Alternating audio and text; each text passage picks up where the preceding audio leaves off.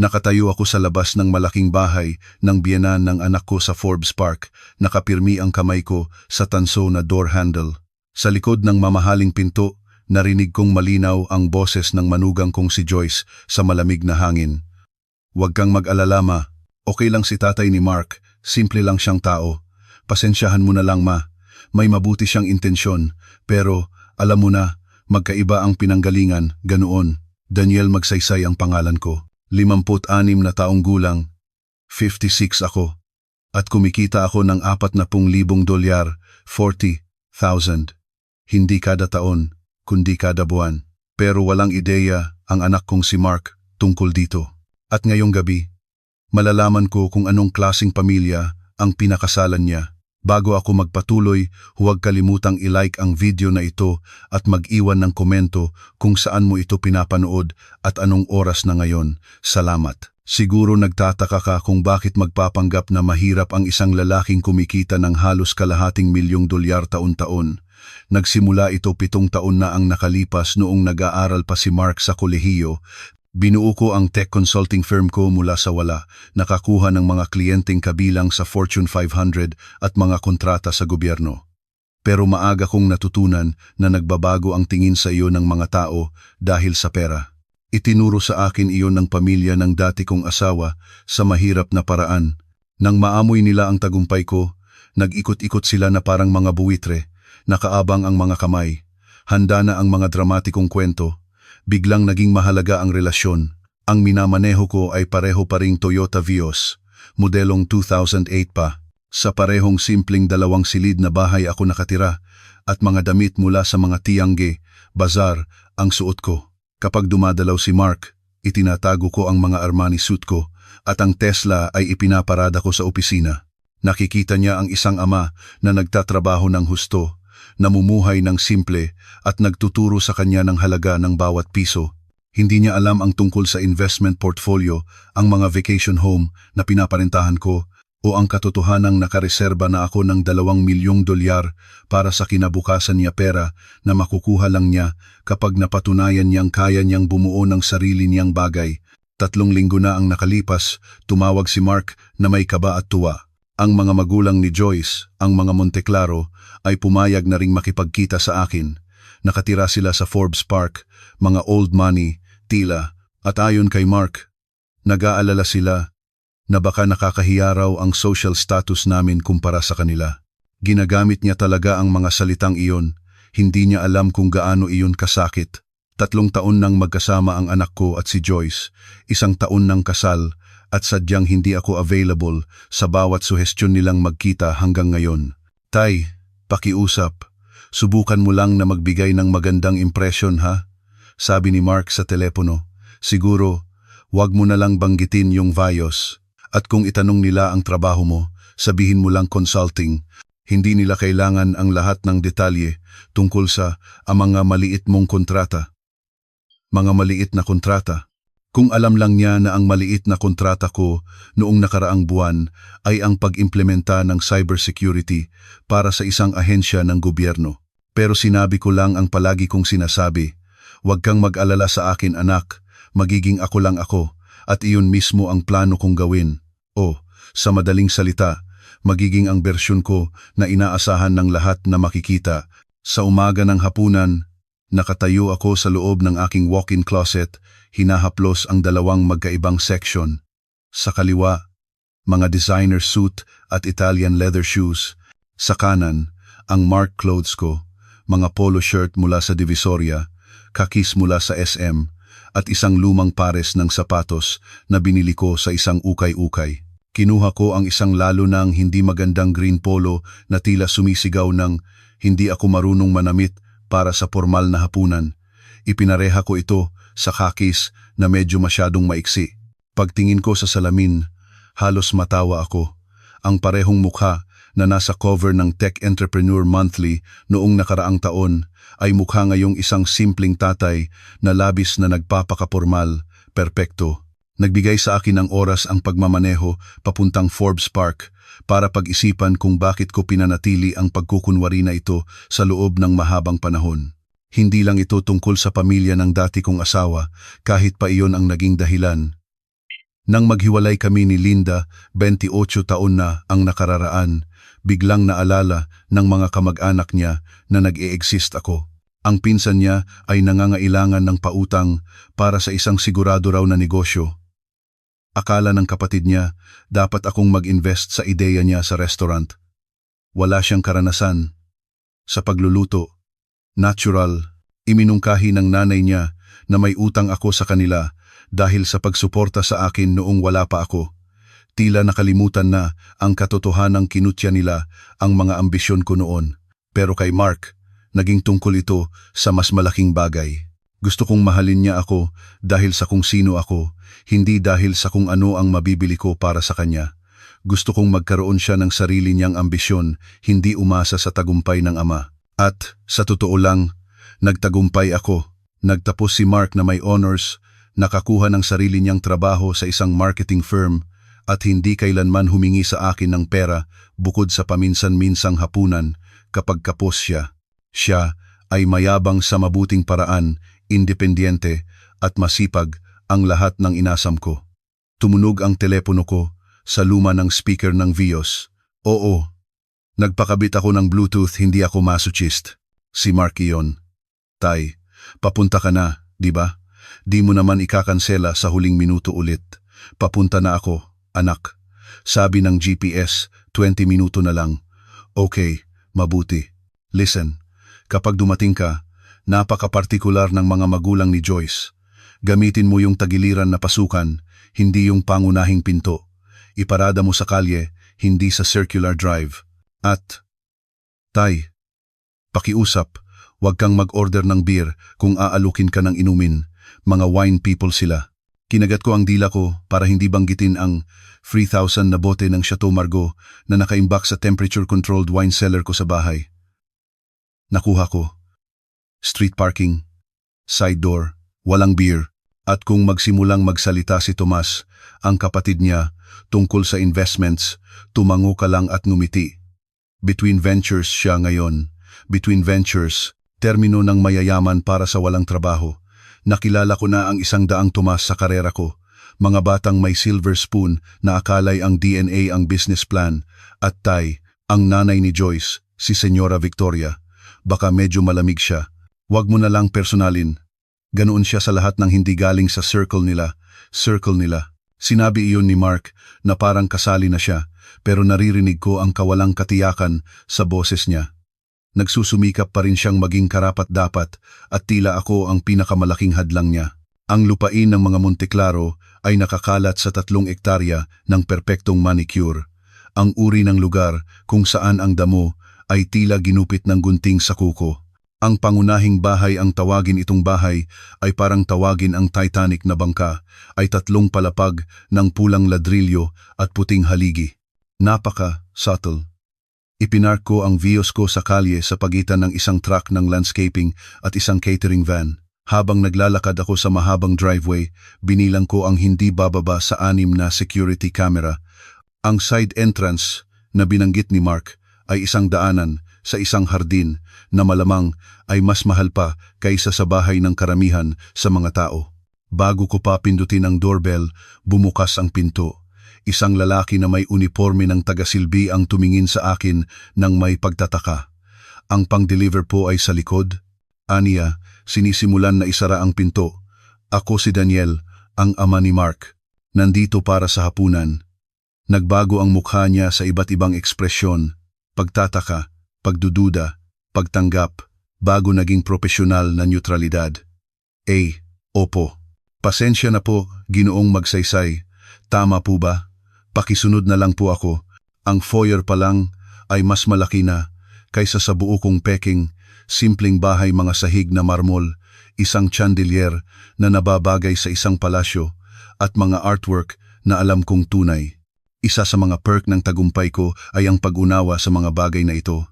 Inihatid ako ng tagasilbi sa mga pasilyo na may linya ng mga family portrait. Bawat mukha ay nagpapalabas ng uri ng minanang kumpiyansa na nagmumula sa hindi pagkakaroon ng alalahanin tungkol sa mga bayarin sa mortgage. Lumabas kami sa tinatawag nilang casual dining room. 16 na upuan lang, hindi 30. Tumalon si Mark mula sa upuan niya na parang nakuryente. Tay, dumating ka! Nagmamadali siyang lumapit at nakita ko ang pagtingin niya sa outfit ko nang may bahagyang pagkabahala. Lahat, ito ang tatay ko, si Daniel. Dahan-dahang tumayo si Don Hilario Monteclaro na parang pabor ang ginagawa niya sa akin. Siya ang lahat ng inaasahan mo, silver hair, golf tan, handshake, na labis na nagpapakita ng dominasyon. Daniel, marami na kaming narinig tungkol sa iyo. Ang paraan ng pagkakabigkas niya ay nagpahiwatig na wala sa mga narinig niya ang maganda. Si Senyora Victoria Monteclaro ay hindi tumayo. Iniabot niya ang kamay niya na tila umaasa na hahalikan ko ang singsing niya. Nasisiyahan ako, sigurado ako. Siguro pagod ka sa biyahe traffic, mula saan ka nga ulit nakatira. Tahanan. Sabi ko, binanggit ang simpleng subdivision ko. Napakasimpleng lugar. Sabi niya, simpleng lugar sa paraan na maaring sabihin ng ibang tao ang nakakahawa. Si Joyce, kahit papaano, ay sumubok ngumiti. Kahit mukhang masakit, ang ganda na makilala ka, Ginoong Magsaysay. Palagi kang kinukwento ni Mark. Talaga? Tiningnan ko ang anak ko, na biglang naging interesado sa baso niya ng tubig. Pagkatapos ay si Tomas, ang kapatid, late 20s, medyo malambot na ang tiyan, nakasuot ng Harvard Business School na shirt para lang hindi makalimutan ng sinuman kung saan niya sinayang ang pera ng mga magulang niya. Hindi siya tumayo, kumaway lang siya ng kaunti na parang ako ang tagasilbi. Si Tommy, kakatapos lang galing Aspen, anunsyo ni Victoria, nakikipag-ugnayan siya sa mga nakakaintrigang venture capitalist. Salin, skiing siya sa pera ng tatay niya at ginugulo ang mga matatagumpay na tao sa lodge bar. Ang seating arrangement ay nagpahiwatig sa akin ng lahat ng kailangan kong malaman. Si Hilario sa dulo, si Victoria sa kabilang dulo, si Tomas at Joyce sa tabi ng kanilang ina, si Mark sa tabi ni Joyce, at ako. Nagdagdag sila ng upuan sa sulok, hindi masyadong nasa mesa, hindi rin masyadong excluded, ang purgatory seat. Maari ba kitang alukin ng inumin? Tanong ni Hilario. Mayroon kaming napakagandang muton, kadet. Bago pa ako makasagot, sumingit si Mark. Beer lang ang iniinom ni tatay. Beer? Sinabi iyon ni Victoria na parang hindi pa niya narinig ang salitang iyon. Napaka-refreshing. Sa tingin ko wala kaming ganyan. Baka pwede tingnan ng mga tauhan sa garahe. Tubig na lang. Sabi ko, nag-enjoy sa kung paano sila bahagyang nakahinga ng maluwag. Naiwasan ang krisis. Hindi dudumihan ng mahirap na tao ang mga baso nila ng alak. Dumating ang unang course, isang uri ng deconstructed salad na mukhang sinisipon ng hardinero sa isang plato. Ipinaliwanag ni Victoria na ito ay mula sa personal nilang chef na nag-aral sa Paris. Tumango ako bilang pagpapahalaga habang sa loob ay kinakalkula ko na ang 3 dahon ng lettuce at pandekorasyon na sauce squiggle ay mas mahal pa kaysa sa lingguhang gastos sa pagkain ng karamihan sa mga pamilya. Kaya Daniel, nagsimula si Hilario, ginugupit ang nag-iisang cherry tomato niya ng may surgical precision. Sinasabi ni Mark na ikaw ay nasa consulting. Tama, napaka-interesante. Ang tono niya ay nagpapahiwatig na hindi iyon ganoon. Maliit na kliyente, siguro, mga lokal na negosyo, iba't ibang sukat. Sabi ko, nagpapvag. Suminghal si Tomas. Siguro mahirap sa ekonomiya ngayon. Ang lahat ng tunay na pera ay nasa tech disruption. Ako, nagtatrabaho ako sa isang revolusyonaryong app na magbabago sa kung paano iniisip ng mga tao ang pag-iisip. Halos masamid ako sa tubig ko. Kung paano iniisip ng mga tao ang pag-iisip. Komplikado. Baka hindi mo maintindihan ang mga technical aspect. Ang bata na nag-fail sa freshman coding ang magpapaliwanag sa akin ng technical aspects. Ito ay mas maganda pa kaysa sa cable TV. Napakalaking vision ni Tomas. Ngiti ni Victoria. 3 taon na niyang dinidevelop ang concept na ito. 3 taon ng pag-develop ng concept. Nagtayo ako at nagbenta ng 2 kumpanya sa ganoong time frame. Bago sumisid ng mas malalim sa comedy show na ito, gusto kong maglaan ng mabilis na sandali para sabihin na kung nag-enjoy ka sa kwentong ito, mangyaring i-consider mo ang pag-subscribe sa channel at i-hit ang like button Malaki ang naitutulong nito sa akin para maipagpatuloy ang pagbabahagi ng mga kwentong ito sa inyo at ang inyong suporta ay napakahalaga sa akin. Ibinalik ni Hilario ang usapan sa paborito niyang paksa, ang sarili niya. Sinasabi ko lang kay Tomas na makipag-usap siya sa mga koneksyon ko sa club, mga tunay na player. Hindi tulad ng mga wannabe entrepreneur na dumarami ngayon. Walang offense, Daniel. Walang offense. Ngumiti ako sa lalaki na alam kong 2 taon nang nalulugi ang kumpanya. Ang problema sa mga tao ngayon, patuloy ni Hilario, nagiinit sa tema niya, ay hindi nila naiintindihan ang halaga ng pedigree. Akala nila kahit sino ay pwedeng magsimula ng negosyo, kumita ng pera, tawagin ang sarili nilang matagumpay. Pero mahalaga ang breeding, mahalaga ang background. Tama talaga, sang-ayon ni Victoria. Kaya kami nagulat noong dinala ni Joyce si Mark sa bahay. Walang offense. Anak, dagdag niya sa anak ko, na lalo pang lumiit sa upuan niya. Nagpakita ka naman ng kahanga-hangang gawa considering ang mga sitwasyon mo. Mga sitwasyon ko? Tanong ko ng inosente. Well, alam mo na, kinaway ni Victoria ang kamay niya ng malabo. Lumaki ng walang advantage. Siguro napakahirap sa iyo, Daniel, ang magpalaki ng bata nang mag-isa sa ganoong kasimpleng kita. Magaling si tatay, tahimik na sabi ni Mark, pero may hiya sa boses niya, hiya sa akin. Siyempre, magaling siya, sabi ni Hilario nang may pangmamata. At tingnan mo, kung kailangan mo ng financial advice, Daniel, masaya akong tumulong. Kilala ko ang isang tao na nagpapatakbo ng investment opportunity na ito, guaranteed returns, napaka-eksklusibo. Karaniwan may 10,000 or 50,000 minimum buy-in, pero baka makapasok ka sa 10. Napaka-generous ninyo, sabi ko. Agad na nakilala ang MLM pitch. Naniniwala kami sa pagtulong sa pamilya, dagdag ni Victoria. Kahit extended family, at mayroon akong ilang sako ng lumang damit ni Hilario sa garahe. Perpekto pa ang kondisyon. Pareho kayo ng sukat. Tiningnan niya ang polo shirt ko na parang radioactive iyon. Baka maging magandang upgrade iyon para sa mga espesyal na okasyon. Dumating ang pangunahing course. Tupa, na napakaliit, maaari kong takpan ng business card. Napansin ko, ang baso ng alak ng mga Monteclaro ay pinuno mula sa isang bote. Ang baso ko, mula sa ibang bote ang mura para sa murang bisita. Alam mo, Daniel, sabi ni Tomas, nasa pangatlong baso na ng masarap na alak. Kung gusto mong kumita ng tunay na pera, dapat kang pumasok sa apps tungkol sa disruption, ang lahat ngayon. Bagaman, tiningnan niya ako mula ulo hanggang paa. Baka medyo matanda ka na para maintindihan ang digital landscape. Nagrevolusyon si Tomas sa social media noong nasa Harvard siya, sabi ni Victoria nang may pagmamalaki. Ang ibig mong sabihin na suspinde siya dahil sa paggawa ng Rate Your Classmates app, bulong ni Joyce na ikinagalit ng nanay niya. Maling pagkakaunawa iyon, mabilis na sabi ni Tomas. Hindi naintindihan ng administrasyon ang vision ko.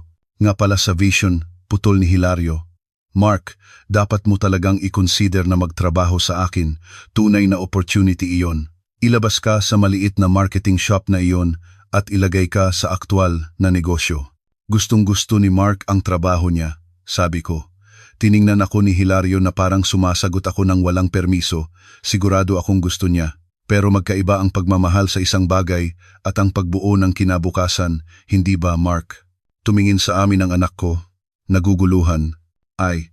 Ibig kong sabihin, interesting ang opportunity.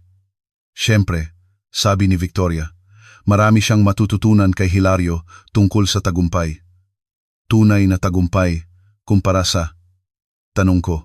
Well, tumawa siya. Isang tunog na parang basag na salamin. Walang offense, pero may mga level sa mga bagay na ito. Mayroon kang getting by, at pagkatapos ay mayroon kang aktwal na thriving. Sigurado akong ginawa mo ang lahat ng makakaya mo sa kung ano ang mayroon ka. Ang pangmamata ay napakakapal, maaari mong ipahid sa tinapay. Pero ang masakit ay hindi ang pagtanggi nila sa akin. Ito ay ang pananahimik ni Mark.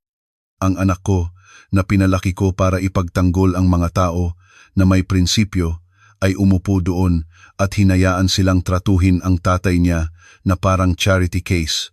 Gusto niyo pa ng alak? Tanong ni Hilario sa mesa nang may pagtutok. Hindi tumitingin sa akin.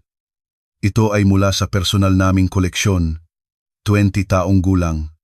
Talagang matitikman mo ang kaibahan kapag alam mo ang kalidad. Nagbuhos siya para sa lahat maliban sa akin, iniiwan ang magkaibang bote ko na nakikita. Natanggap ang mensahe, hindi ka nababagay dito at hindi namin sasayangin ang masarap na alak sa iyo. Nag-vibrate ang telepono ni Tomas. Ay, si advisor ko yan. Tinutulungan niya akong i-pivot ang concept ko sa blockchain. Doon nangyayari ang tunay na innovation. Uy, Mark, online ba ang tatay mo? May email ba siya? Lahat sila ay tumingin sa akin ng may pag-asa. Naghihintay na umamin ang caveman na hindi niya naiintindihan ang modernong mundo nila. Email, inulit ko ng dahan-dahan, nag-enjoy sa sandali, nagamit ko. Bago pa makasagot si Tomas ng may isa pang mapangmataas na komento, nag-vibrate ang telepono ko sa mesa.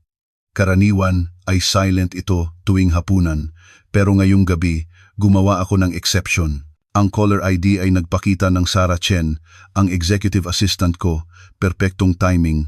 Excuse me, kailangan kong sagutin ito. Sabi ko, tumayo, work emergency. Sa oras na ito, singhal ni Victoria, napaka-inconvenient.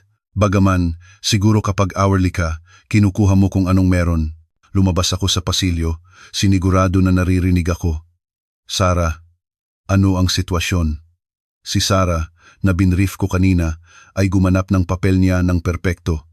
Ang boses niya ay narinig ng sapat. Ginoong magsaysay, humihingi ako ng paumanhin sa pagtawag habang kayo ay naghahapunan, pero gusto ng Microsoft na ilipat sa Lunes ang pagpirma ng kontrata. Inaaprubahan na nila ang buong $7.3 milyong. Gayon din, sa wakas ay nalinis na ng Department of Defense ang inyong security review para sa Pentagon project. Sabihin mo sa Microsoft na kaya ko sa Lunes ng 10. Sabi ko ng malinaw at ipadala ang DoD confirmation sa secure server ko. Opo, sir. Ay, at tumawag ulit ang Forbes tungkol sa interview na iyon. Ipagpatuloy ko ba ang pagtanggi? Sa ngayon, mas gusto kong manatiling under the radar. Ibinitin ko at bumalik para makita silang lahat na nakatingin. Ang tinidor ni Hilario ay nakapirmi sa kalagitnaan ng kanyang bibig. Ayos ba ang lahat? Tanong ni Mark, naguguluhan. Sinabi mo bang Microsoft? Isang client issue lang, sabi ko. Umupo pabalik sa sulok kong upuan. Nasaan na tayo? Ay, oo. Ipinaliwanag ni Tomas ang blockchain. Mabilis na kumurap si Tomas. Sinabi mo bang 7 milyon? 7.3. Pagwawasto ko. Pero makinig pa tayo tungkol sa app mo. Ang kung paano iniisip ng mga tao ang pag-iisip ay tunog fascinating. Ang mesa ay natahimik. Ibinalik ni Hilario ang tinidor niya ng may maliit na kalansing. Bahagyang nanghina ang perpektong ngiti ni Victoria. Baka mali ang narinig ko. Dahan-dahang sabi ni Hilario. Parang pinag-uusapan ninyo ang isang medyo malaking kontrata, ay hindi naman ganoon kalaki. Katamtaman lang para sa amin, talaga. Bumalik ako kay Tomas. So, blockchain integration. Nagbubuild ka ba sa Ethereum o gumagawa ka ng sarili mong protocol? Nagbukas at nagsara ang bibig ni Tomas na parang isda. Ay, nasa conceptual phase pa kami. Sa loob ng 3 taon, tanong ko ng inosente. Interesting approach. Karamihan sa blockchain startup ay naglalayo ng MVP, minimum viable product, sa loob ng 6 na buwan. Pero sigurado akong alam mo iyan mula sa Harvard Business School. Paano mo nalaman ang tungkol sa blockchain protocols? Tanong ni Joyce. Matalim ang boses niya sa pagdududa. Nagbabasa ako. Sabi ko ng simple. Nag-vibrate ulit ang telepono ko. Sa pagkakataong ito, isang text at sinadya kong i-on ang preview para lumabas ito sa screen na kaharap sa mesa. Ang mensahe mula sa CFO ko ay nabasa. Q3 profits confirmed at $4.8 million, champagne-worthy. Bahagyang sumandal si Victoria, sinusubukang basahin ito nang hindi halata. Pinanood ko ang pagbabago ng mukha niya habang nagre-rehistro ang mga numero. Mukhang napakabisi ng telepono mo para sa isang Sabado ng gabi. Sabi niya, iba na ang tono niya ngayon. Cautious. Occupational hazard. Kapag nakikipagtulungan ka sa mga international client, magkaiba ang time zones. Kinuha ko ang telepono at isinilid sa bulsa ko, pero hindi bago kumislap ang isang notification mula sa investment app ko sa screen na nagpapakita ng halaga ng portfolio ko. Alam kong nakita iyon ni Victoria. Namutla ang mukha niya. Ubo ni Hilario. Daniel, kapag sinabi mong consulting, ano ba talaga ang kasama doon? Ay, kung ano-ano. Cybersecurity infrastructure ang karamihan, ilang AI integration. Digital transformation para sa mga organisasyong gumagamit pa rin ng legacy systems, boring na mga bagay talaga. Boring. Kinabahan si Mark. Tay, hindi mo kailanman binanggit ang AI o cybersecurity. Akala ko tumutulong ka sa mga maliliit na negosyo sa mga computer nila. Iyon din, sabi ko. Bawat kliyente ay mahalaga, maging lokal na panaderya man ito o isang Fortune 500 na kumpanya. Fortune 500? Squeak ni Tomas.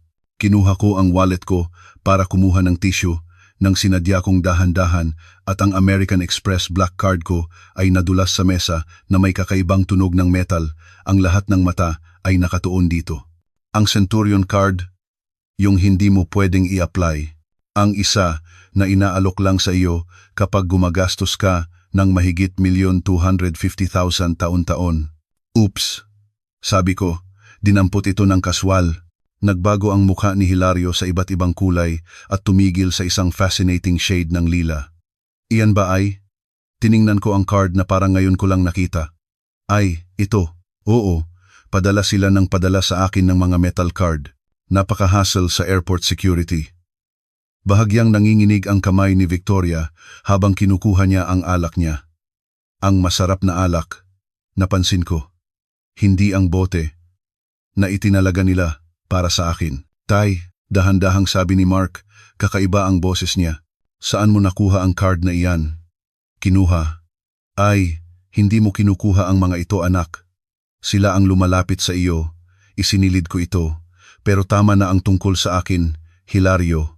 Binabanggit mo ang tungkol sa isang investment opportunity. Anong uri ng returns ang pinag-uusapan natin? Gumana ang bibig ni Hilario nang walang tunog sa isang sandali. Ay, napaka-eksklusibo. Baka dapat nating pag-usapan ng pribado. Hindi na kailangang maging exclusive sa pamilya, sabi ko, nakangiti. Bagaman, dapat kong banggitin na karaniwan ay hindi ako tumitingin sa anumang mas mababa sa ilang milyon.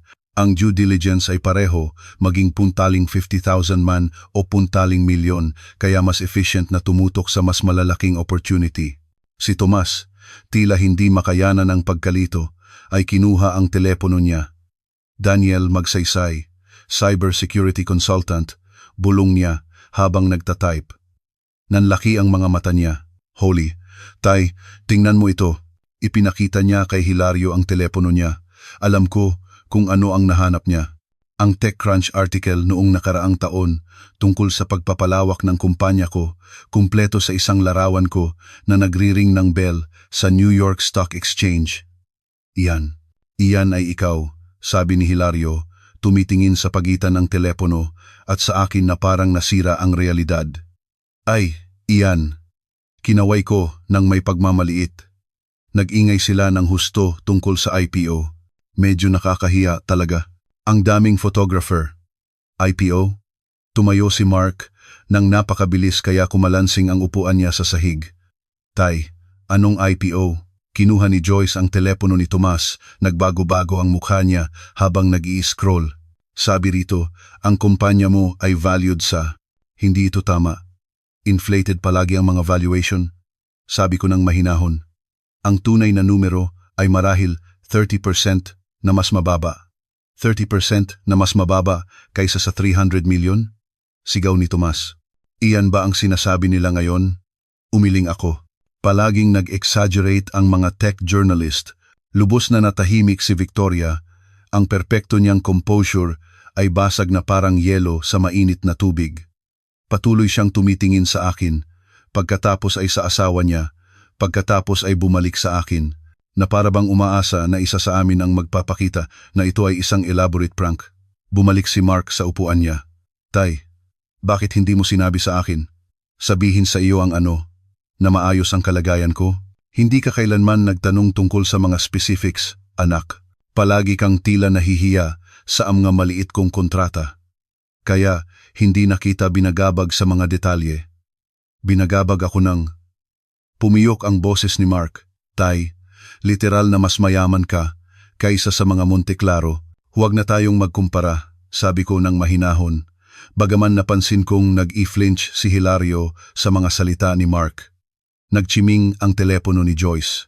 Tiningnan niya ito, pagkatapos ay huminga ng malalim. Ma, tingnan mo ito. Ipinakita niya kay Victoria ang isang bagay sa screen niya. Ito ang Forbes Tech 50 list. Siya ang number 37. Isang kakaibang taon iyon, sabi ko. Kakaiba silang nag-rank ng lahat. Patuloy pa ring nag-google ng galit si Tomas. Nagmamay-ari ka ng 17 patent. Nagsalita ka sa World Economic Forum. Naghapunan ka kasama si Elon Musk. Ang daming sinasabi ni Elon tuwing hapunan. Halos hindi na hinahayaan ang sinuman na magsalita. Tumayo si Hilario ng biglaan, kumalansing ang mga binti ng upuan niya. Daniel, sa tingin ko mayroong hindi pagkakaunawaan. Ay, ikiling ko ang ulo ko. Tungkol sa ano? Akala namin, nagsimula si Victoria, pagkatapos ay tumigil. Sa unang pagkakataon, sa buong gabi, tila nawalan siya ng mga salita.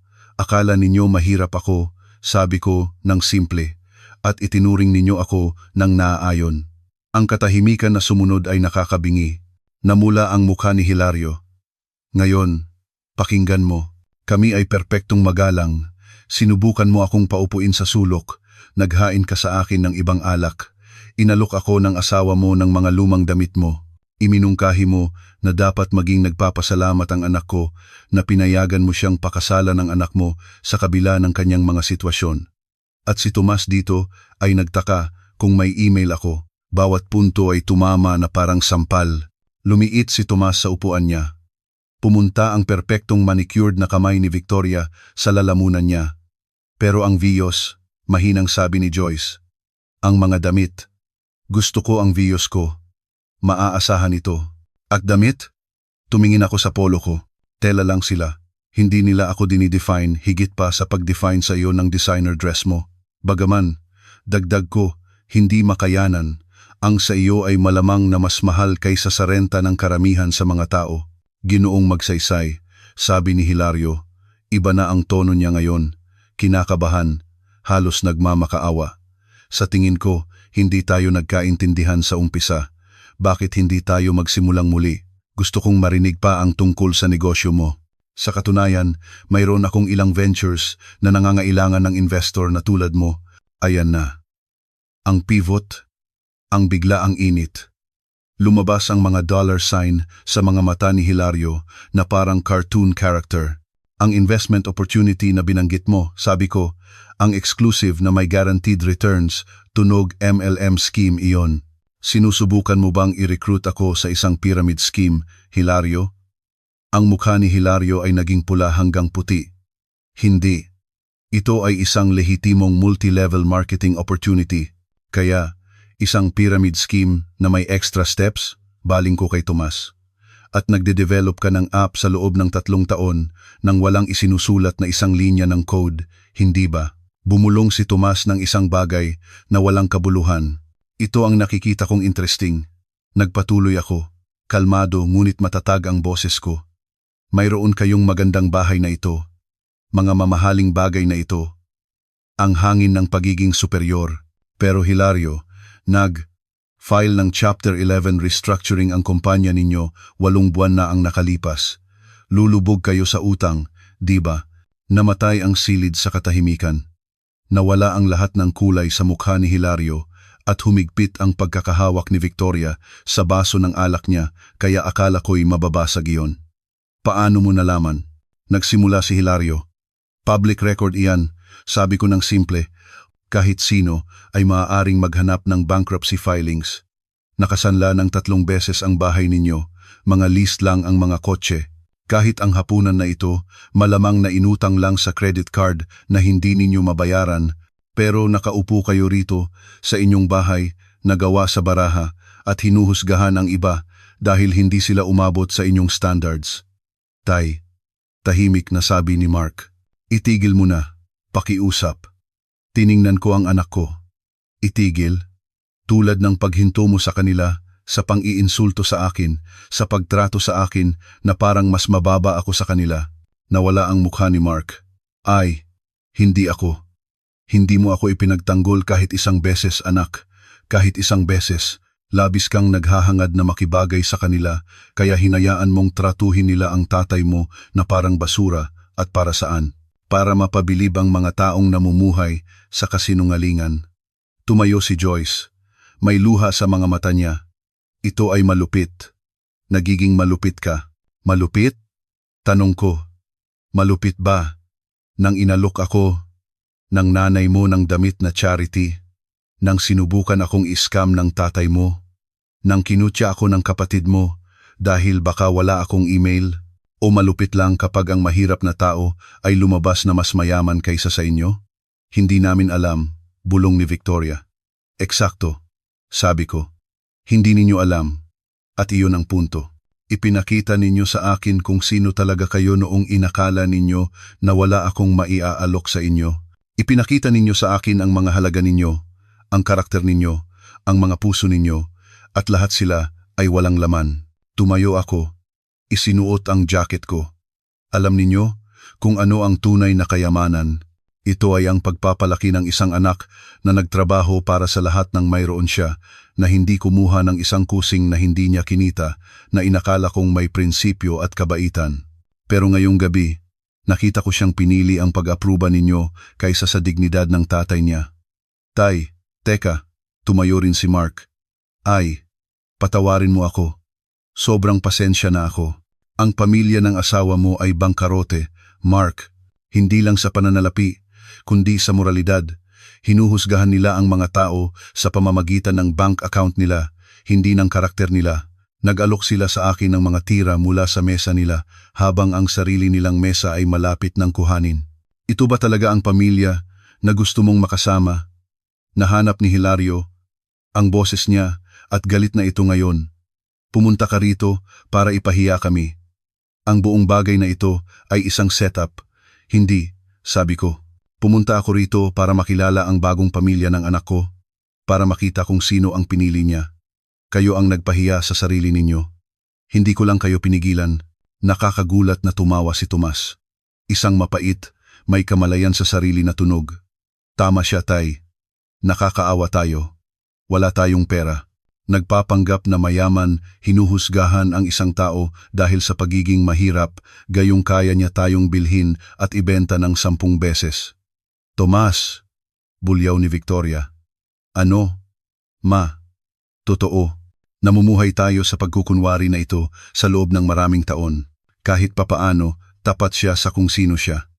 Gumalaw ako patungo sa pinto, pagkatapos ay lumingon.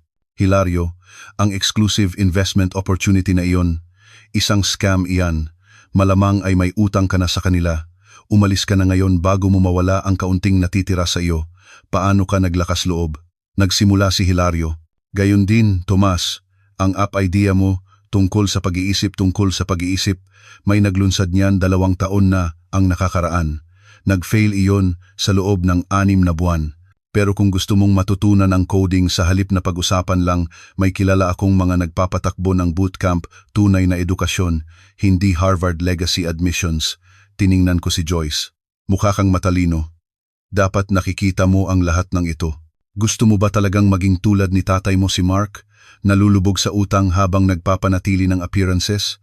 O tulad ng kapatid mo, nag-uusap tungkol sa tagumpay nang walang ginagawa para rito? Sa wakas, bumaling ako sa anak ko. Mark, mahal kita. Palagi kitang mahal. Pero ngayong gabi, ipinakita mo sa akin na ang pera ko ay hindi lang ang bagay na itinago ko. Nagtatago ka rin. Itinatago mo ang tunay mong sarili para makibagay sa mundo nila. Ang tanong ay, sulit ba ang pag-aproba nila para mawala ang kung sino ka? Ang mukha ni Mark ay may bahid ng luha. Tay, pakiusap, hayaan mo akong magpaliwanag. Walang kailangang ipaliwanag. Ginawa mo ang pagpili mo nang sabihin mo sa akin na gamitin ko ang side door, nang tinuruan mo ako kung paano kumilos, nang umupo ka ng tahimik habang iniinsulto nila ako. Nahiya ka sa akin noong inakala mong mahirap ako. Ipinagmamalaki mo na ba ako ngayon na alam mong mayaman ako? Kasi sa alinmang paraan, tungkol sa pera ito, hindi ba? Naglakad ako patungo sa pinto, pagkatapos ay huminto ulit. Ay, Victoria, ang alak na inihain mo sa akin, ang murang isa, mas mahal pa iyon kaysa sa inihain mo sa lahat. Ito ay isang 2015, Domaine de la Romconti, mga 3,000 isang bote, pero hindi mo alam iyon dahil bumibili ka ng alak batay sa price tags, hindi sa kaalaman, tulad ng lahat ng iba pa sa buhay mo. Ang huling bagay na narinig ko habang umaalis ako ay ang tunog ng baso ni Victoria na tuluyan nang nabasag sa sahig. Umupo ako sa views ko sa driveway, hindi ko pa pinaandar, humihinga lang, nawawala na ang adrenaline, napalitan ng malalim na kalungkutan. Nawala ko ang anak ko ngayong gabi, hindi dahil sa kasal, kundi dahil sa materialismo. Biglang bumukas ang pinto ng pasahero at umakyat si Mark. Pula ang mga mata niya, may mancha ang mukha niya. Tay, pakiusap. Pwede ba tayong mag-usap? Tumitig ako ng diretso. Ngayon, gusto mong mag-usap, hindi doon. Sa harap nila, kundi rito. Nang pribado, alam kong nagkamali ako. Alam kong binigo kita. Pero tay, kailangan kong maintindihan kung bakit mo itinago ang lahat ng ito sa akin. Sa wakas ay tumingin ako sa kanya, ang anak ko, ang parehong bata na tumutulong sa akin mag-ayos ng kompyuter sa garahe noong 8 taong gulang siya, na inakala na ang tatay niya ay isang bayani dahil sa paglutas ng problema sa printer. Umalis ang nanay mo noong 2 taong gulang ka, sabi ko ng tahimik. Iniwan tayong dalawa para sa mas mayaman na lalaki. Sabi niya, hindi ako magtatagumpay, na hindi niya gustong magpalaki ng bata sa kahirapan. Huminga ng malalim si Mark. Hindi ko kailanman sinabi sa kanya ang tunay na dahilan kung bakit umalis si Linda. Nangako ako sa sarili ko noong gabing iyon, habang hawak kita at umiiyak ka para kay nanay, na patutunayan ko siyang mali. Pero higit sa lahat, nangako ako na papalaki kita na pahalagahan ng mga tao, hindi ang price tags, na makita ang halaga sa karakter, hindi sa pera. Kaya nang dumating ang pera, pinanatili ko itong hiwalay. Gusto kong mahalin mo ako, bilang tatay mo, hindi bilang isang wallet. Mahal kita, tay. Mahal mo ba? O mahal mo ba ang ideya na mayroon kang mayamang ama ngayon? Hahayaan mo ba silang tratuhing ganoon ako kung alam mo ang katotohanan? Tahimik si Mark sa mahabang sandali. Hindi. Sa wakas ay inamin niya. Hindi ko hahayaan. At iyon ang problema. Hindi ba? Dapat ipinagtanggol kita kahit ano pa. Oo, sabi ko ng simple. Dapat. Umupo kami ng tahimik sa loob ng 1 minuto. Sa rear view mirror, nakikita ko ang bahay ng mga Monteclaro, nagliliwanag ang mga ilaw sa bawat bintana. Malamang ay nasa crisis mode sila, nag-google ng net worth ko, kinakalkula kung gaano sila nagkamali. Anong mangyayari ngayon? Tanong ni Mark. Nasa iyo iyon. Maaari kang bumalik doon, humingi ng tawad sa kanila, magpanggap na hindi nangyari ito, magpatuloy sa paglalaro ng laro nila, mag-ipon ng utang para mapanatili ang appearances, magpalaki ng mga bata na akala ay mas mahusay sila kaysa sa iba dahil sa kanilang zip code. O maaari mong piliin na maging ang lalaking pinalaki kita, ang nagsumikap para sa kanyang degree, ang masipag sa trabaho niya, ang umibig kay Joyce marahil dahil sa kung sino siya, hindi sa kung ano ang mayroon siya.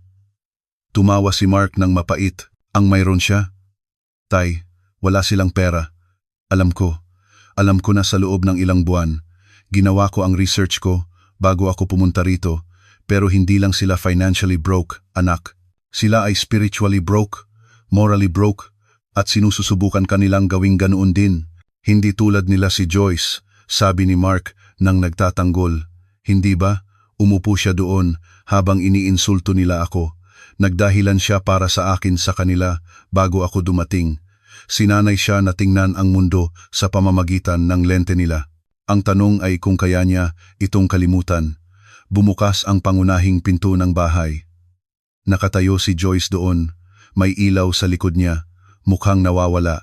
Nagsimula siyang maglakad patungo sa kotse. Nga pala, sabi ko. Lumapit si Joyce sa bintana ni Mark. Wasak ang makeup niya, magulo ang perpekto niyang buhok. Pwede ba? Pwede ba akong makipag-usap sa inyong dalawa? Tumingin sa akin si Mark. Tumango ako. Umikot siya at umakyat sa likod ng upuan. Ginoong magsaysay. Nahihiya ako. Sobrang nahihiya.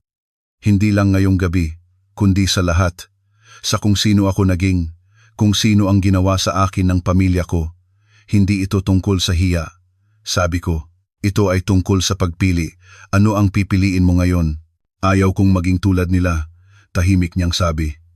Pinanood ko silang magbago mula sa pagiging dismissive patungo sa pagiging desperado sa sandaling nalaman nila ang tungkol sa pera mo. Nakakasuklam. Nakakasuklam sila. Nakakasuklam ako. Bata ka pa, sabi ko, mas malambot. Nagkakamali ang mga bata. Ang tanong ay kung matututo ka mula sa kanila. Ang tatay mo, sabi ni Joyce kay Mark, ay ipinakita lang ang lahat ng sinususubukan kong balewalain tungkol sa pamilya ko sa loob ng maraming taon. Sila ay mga fraud, kami ay mga fraud. Ang buong bagay ay isang bahay na gawa sa baraha.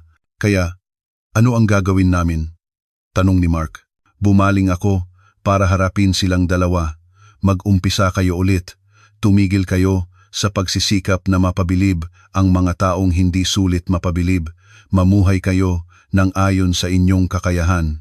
Pahalagahan ninyo ang tapat na kinita na pera kaysa sa mina ng utang.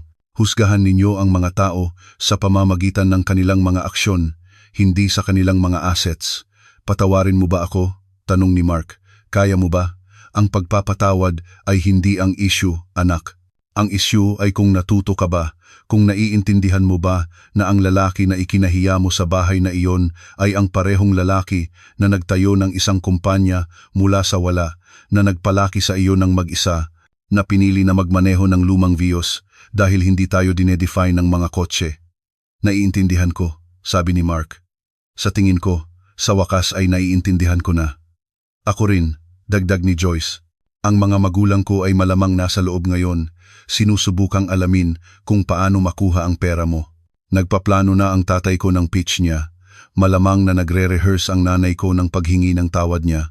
Siguradong ina-update ni Tomas ang LinkedIn niya para sabihin na magkamag-anak kami. Sa kabila ng lahat, natawa ako. Malamang. Ayaw ko ng buhay nila, matatag na sabi ni Joyce. Ayaw kong maging tulad nila, nalulubog sa utang at self-importance. Kung ganoon, wag, sabi ko ng simple. Ganoon lang kasimple, pumili kayo ng iba. Iniabot ni Mark ang kamay ko at hinawakan. Tay, ang pera na iyan, na itinago mo, ayaw ko iyan. Hindi ngayon. Hindi bilang mana. Gusto kong kumita ng sarili kong paraan tulad mo, kinabig ko ang kamay niya. Iyan ang anak ko, iyan ang anak na pinalaki ko.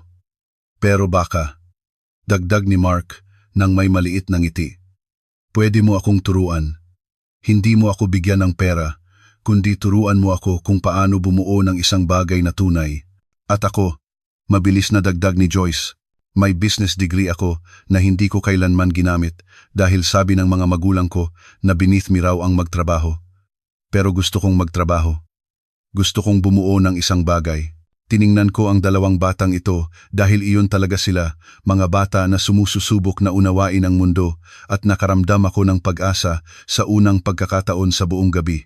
Okay, sabi ko, pero gagawin natin sa paraan ko. Magsisimula kayo sa ilalim. Matututunan ninyo ang bawat aspect, magfa-fail kayo at susubukan ulit. Walang shortcut, walang handout, walang nepotism. Deal, sabi nila ng sabay. At isa pa, dagdag ko, magdi-dinner tayo sa linggo, sa tunay kong bahay bukas. Ang hindi mo pa nakikita, Mark, dalhin ninyo ang appetite ninyo at ang work clothes ninyo. Magluluto tayo ng magkasama tulad ng dati noong bata ka pa. Walang mga servant, walang pagkukunwari, pamilya lang. Gusto ko iyan, sabi ni Joyce at mukhang sinsero siya. Habang pinaaandar ko ang Vios, nagtanong si Mark, Tay, bakit mo talaga pinananatili ang kotse na ito? Ngumiti ako, kasi ipinapaalala nito sa akin kung saan ako nagmula. At higit sa lahat, ipinapaalala nito na ang kaligayahan ay hindi tungkol sa kung ano ang minamaneho mo. Ito ay tungkol sa kung saan ka pupunta at kung sino ang kasama mo sa biyahe. Nagmaneho kami palayo sa Monteclaro Estate, iniiwan ang kanilang mundo ng maling appearances. Sa rearview mirror, nakikita ko si Hilario na nakatayo sa doorway, may telepono sa tenga niya, malamang na sinusubukang mag-research kung paano ako kokontakin para sa investment. Hindi niya kailanman makikita ang tunay kong contact information. Iyon ay para sa mga taong nakakita kay Daniel Magsaysay, hindi sa mga dollar sign, Tay. Sabi ni Mark habang umaabot kami sa pangunahing daan, mahal kita. Ang tunay na ikaw, Vios at lahat. Alam ko, anak. Alam ko.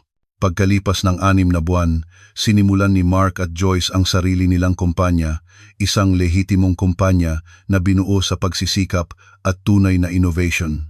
Nagbo-build pa rin sila, nahihirapan pa rin minsan, nag-aaral pa rin, nagmamaneho sila ng mga used car at nakatira sa isang maliit na apartment at mas masaya sila kaysa noong nagpapanggap sila na sila ay isang bagay na hindi sila.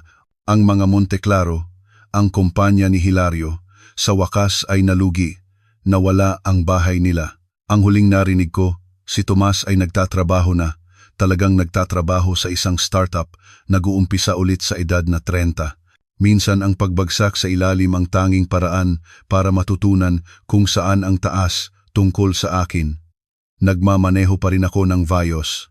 Nagsusuot pa rin ng polo shirt ko. Namumuhay pa rin ng simple dahil natutunan ko matagal na ang nakalipas na hindi ka dinedefine ng pera. Inilalantad ka nito. At ang inilantad nito tungkol sa mga Monteclaro noong gabing iyon ay ang lahat ng kailangan kong malaman.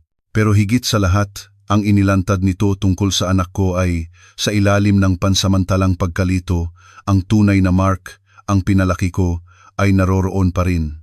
Kailangan lang niya ng paalala na ang halaga ay hindi sinusukat sa dolyar. Ito ay sinusukat sa sense. Common sense.